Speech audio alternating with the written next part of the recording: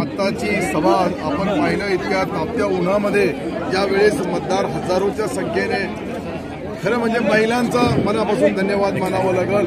काय संतोष भाऊंनी जे कार्य केलेलं आहे गेल्या 5 वर्षामध्ये, त्याच्यामुळे मोठ्या प्रमाणावर लोकांमध्ये उत्सुकता दिसते आणि मला निश्चित खात्री आहे की बाबूरावजी कदम साहेब मताच्या लीडने या ठिकाणी या गावातून त्यांना लीड मिळेल या सर्कलमधून.